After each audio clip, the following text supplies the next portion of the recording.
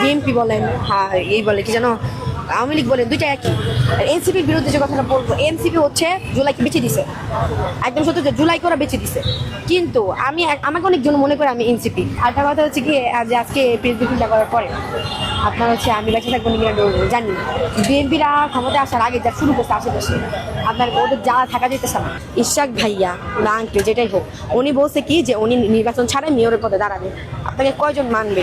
শুধু বিএনপি ছাড়া আর কোনো, আচ্ছা ধর এনসিপিও আপনারা কিনে নিতে পারবেন, সমস্যা এনসিপি ছাড়া। আপনার কি মনে হয় বাংলাদেশের রাজনৈতিক দল ছাড়া কি আর কোনো সাধারণ জনতা নাই? তারা কি এটার ভিতরে প্রটেস্ট করবে না? আপনাদের জন্য একমাত্র আমাদের এই জুলাই ঘোষণাপত্র দেরি হতেছে, হয়তো আমরা আরো অনেক আগে জুলাই ঘোষণাপত্র পেয়ে যেত। আপনারা বলতেছেন কি যে জুলাই ঘোষণাপত্র নির্বাচনের পরে দেওয়ার কথা। কেন আপনারা যে নির্বাচনের পরে আমাদেরকে সন্ত্রাসী ঘোষণা করবেন না, তার কোনো গ্যারান্টি আপনারা মানে যে ওই রাষ্ট্রপতির কাছে কোনো দালালীয় প্রমাণ দিতে পারবেন? দিলেও তো উনি বলবে যে আমার কাছে কোনো দালালীয় প্রমাণ নাই, ওনারা যে সন্ত্রাস না।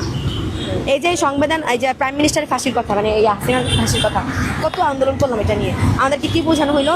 সংবিধান চেঞ্জ, কোনো সংবিধানে কোনো মানে যে এতগুলো দেশের ভিতরে কোনো সংবিধানে প্রাইম মিনিস্টারকে ফাঁসি দেওয়ার রাইট নাই। আচ্ছা তাহলে সংবিধান চেঞ্জ করেন, সংবিধান চেঞ্জ করেন। কারণ কোনো প্রাইম মিনিস্টার আপনি দেখছেন, যে আমাকে একজন জিজ্ঞেস করছিল কয়টা দেশে দেখছো যে প্রাইম মিনিস্টার ফাঁসি দেওয়া হইতেছে? আমি এখন বললো কয়টা দেশে ওই প্রধানমন্ত্রী নিজের দেশের ভবিষ্যৎকে মানে এইভাবে গণহত্যা করছে। সেইভাবে এটা এখন শোনেন, এটার উত্তরই অনেকে দিতে পারে না, বলে যে হ্যাঁ তাও ঠিক। তাহলে সংবিধান চেঞ্জ হোক।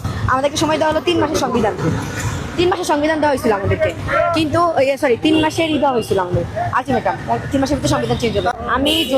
আমি যেটা ভেবে আন্দোলন করছিলাম, শুধুমাত্র কোটাটা বাতিল হওয়া থেকে আর কিছুই হয়নি, কিছুই কোনো পরিবর্তন হয়নি। আমরা বিএনপি যদি নির্বাচনে চান্স পায়, নির্বাচনে না মানে নির্বাচনে উঠে যায়, তাহলে হচ্ছে বিএনপি আওয়ামী লীগকে আবার পুনর্বাসন করবে। আর বিএনপির শক্তিতেই আওয়ামী লীগ এগুলা পোস্ট করার সুযোগ, মানে পোস্ট বলেন, বিভিন্ন জায়গায় লেখা বলেন, এগুলা সুযোগ পাইতেছে। নয়তো আপনি যদি বিএনপি যদি ওদের বিরুদ্ধে থাকতো, ওইকে পোস্টটা দিত যে হচ্ছে আমাদের মানে যদি আওয়ামী লীগের বড় বড় নেতারা আমাদের সাথে শত্রুতা বলে মিত্রতা গ্রহণ করে আমাদের গ্রুপে আসতে চায়, এই দলে আসতে চায়, তাহলে আমরা সবাই গ্রহণ করবো। এটা কেন বলবো? সেকেন্ড হচ্ছে বললো যে গণতান্ত্রিক আওয়ামী লীগ ছাড়া গণতান্ত্রিক নির্বাচন হবে না। যেখানে আওয়ামী লীগ নিষিদ্ধ হয়ে গেছে আন্তর্জাতিকভাবে, সেখানে ওটা ছাড়া মানে আওয়ামী লীগ ছাড়া কেন এই গণতান্ত্রিক নির্বাচন হবে না? ওরা করবে না, এটা হচ্ছে মূল কথা। আর আওয়ামী লীগ বিএনপির ভিতরে যে হাসিন ভাইয়ের কথা ছিল না, আওয়ামী লীগের টাকায় বিএনপি চলে, বিএনপি টাকায় আওয়ামী লীগ চলে, একদম এটা কি বলবো। আরেকটা কথা হচ্ছে কি, যে আজকে প্রেস ব্রিফিংটা করার পরে আপনার হচ্ছে আমি বেঁচে থাকবো নাকি জানি, বিএনপিরা ক্ষমতা আসার আগে যা শুরু করছে আশেপাশে আপনার ওদের যা থাকা যেতেছে না। ওরা যে কোনো জায়গায় মনে করেন এই যে যতগুলো অপরাধ হয়েছে আন্দোলনের পর, ম্যাক্সিমাম বিএনপি নেতাদের। যাই হোক, এখন যেই আপনার বিএনপি বলেন, হ্যাঁ এই বলে কি জানো, আওয়ামী লীগ বলেন, দুইটা একই। এনসিপির বিরুদ্ধে যে কথাটা বলবো, এনসিপি হচ্ছে জুলাইকে বেঁচে দিছে, একদম সত্য যে জুলাইকে ওরা বেঁচে দিছে। কিন্তু আমাকে অনেকজন মনে করে আমি এনসিপি, বা ওরা মনে হয় আমার এই মানে মিডিয়াটা দেখে নাই যে আমি সার্জিস নাইম ভাইয়া সবার ব্যাপারে আমি কথা বলছি সবার বিরুদ্ধে। যখন দেখবো আমি কোন সম্পূর্ণ নিরপেক্ষ, বাংলাদেশে এমন কোনো রাজনীতি জন্ম নিবে না। আমি মুখ দিয়ে বলে আপনারা পা দিয়ে লিখে রাখেন, জন্ম নিবে না যারা দুর্নীতি ছাড়া রাজনীতি করবে।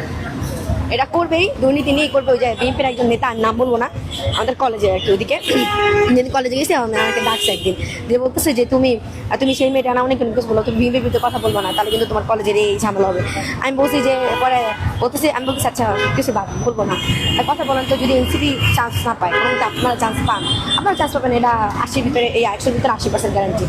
তো আপনারা কি মানে সুন্দরভাবে রাজনীতি করবেন না রাজনীতির ভিতরে দুর্নীতি আনবেন? বলে দুর্নীতি কোন নেতা না করে? যে ক্ষমতায় আসবে সেই করবে, এনসিপি আসলে সেই করবে। আর আমি বলেছি আমার রেকর্ডারটা অন ছিল না, তাহলে আমি শোনাইতে পারতাম। ওনারা মানে বলতেছে যে আজকে নির্বাচন দিবে, রাতারাতি আমরা উঠে যাবো। কেন? টাকা খাওয়াবে, তারপর হচ্ছে প্রেশার দিবে, বিভিন্নভাবে দিয়ে উঠাবে এই বিএনপি।